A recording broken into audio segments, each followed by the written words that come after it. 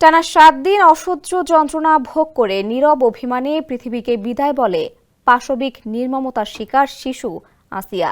চারটি হাসপাতালের চিকিৎসকদের প্রাণান্তকর চেষ্টায়ও ফেরানো যায়নি তাকে।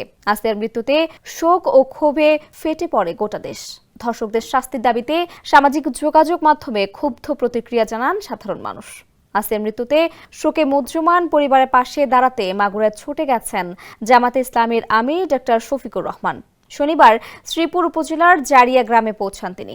সঙ্গে ছিলেন মাগুরা জেলা জামাতের আমির এম এ বাকের সহ দলের নেতৃবৃন্দ। এ সময় জামাতের আমির শিশুটির মা ও পরিবারের অন্যান্য সদস্যদের সঙ্গে কথা বলেন। তিনি তাদের সান্ত্বনা ও সমবেদনা জানান এবং ভুক্তভোগী পরিবারটিকে সহযোগিতার আশ্বাস দেন। দেশ জুড়ে তোলপাড় ওয়ালটন ফ্রিজ কিনে আপনিও হয়ে যেতে পারেন মিলেনিয়ার।